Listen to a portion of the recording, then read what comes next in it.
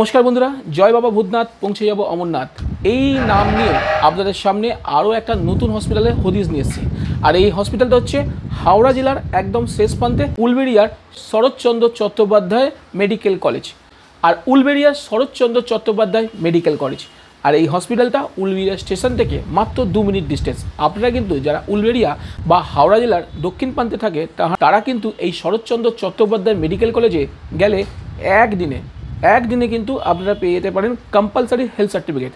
আর এই হসপিটালের এই কম্পালসারি হেলথ সার্টিফিকেটটা নেওয়ার যে টোটাল সুন্দর ব্যবস্থা সেটা কিন্তু খুবই সুন্দর। তো বন্ধুরা শুরু করা যাক। আপনারা যদি এখানে কম্পালসারি হেলথ সার্টিফিকেট নিতে আসেন তাহলে কিন্তু আপনাদেরকে এখানে আসতে হবে সকাল 9টার আগে।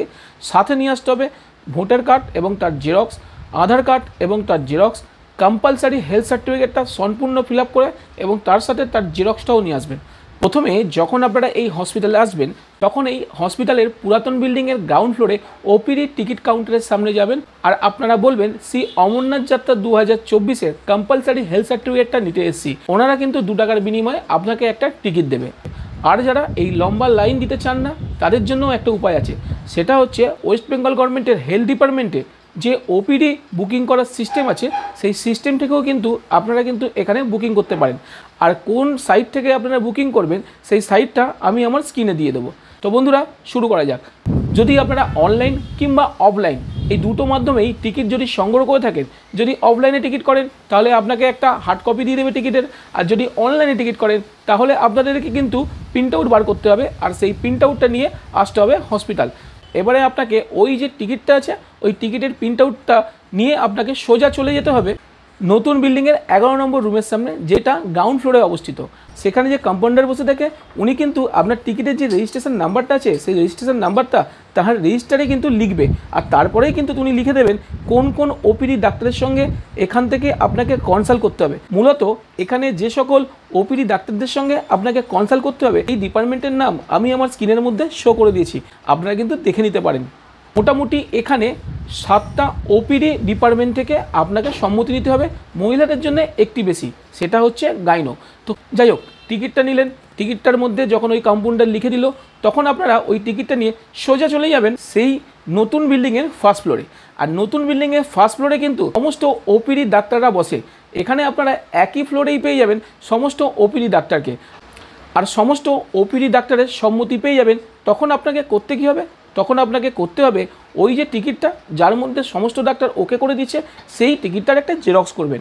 আর আপনার নিয়ে আসা যে আধার কার্ডের জেরক্স সেটা, আপনার নিয়ে আসা ভোটার আইডেন্টি কার্ডের জেরক্স সেটা, এবং শ্রী অমরনাথজি সাইনবোর্ড থেকে যে ফর্মটি আপনি ডাউনলোড করেছিলেন কম্পালসারি হেলথ সার্টিফিকেটটা, সেই কম্পালসারি হেলথ সার্টিফিকেটে আপনি একটা ছবি এবং যথাযথ ফিল আপ করে সেইগুলোকে একটা ব্রাঞ্চ করে আপনারা কিন্তু ওই 4টে ডকুমেন্ট আপনাদেরকে নিয়ে আসতে হবে পুরাতন বিল্ডিংয়ের ফার্স্ট ফ্লোরে 33 নম্বর রুমে।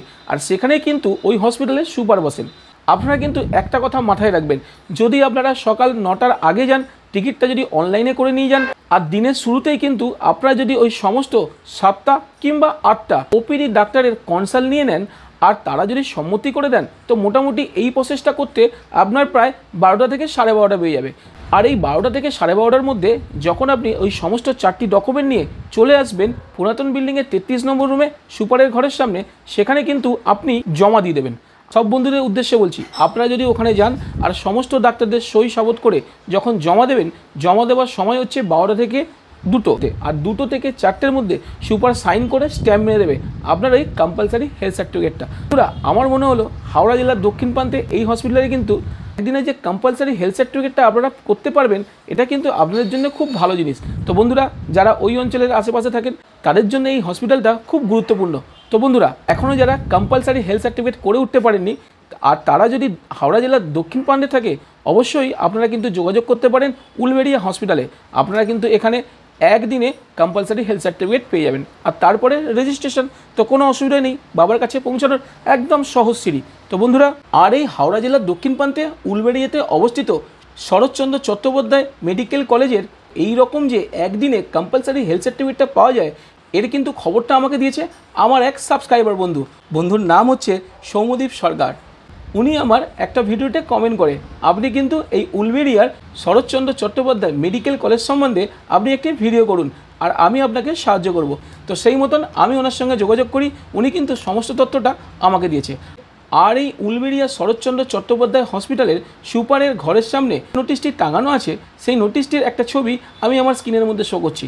বন্ধুরা, যাওয়ার আগে অতি অবশ্যই দেখে যাবেন। আশা করি আপনারা যদি ওখানে যাবেন তাহলে নিরাশ হয়ে ফিরবেন না। বাবা অমরনাথের দরবার যেরকম সবার জন্য খোলা, সেমনি বাবা অমরনাথ সবাইকেই কিন্তু তার কাছে পৌঁছানোর ছোট ছোট সিঁড়ি করে রেখেছে। আপনাদের কিন্তু ধৈর্য ধরে সেগুলোকে একটু স্টেপ বাই স্টেপ করে আপনাকে বাবার কাছে পৌঁছাতে হবে।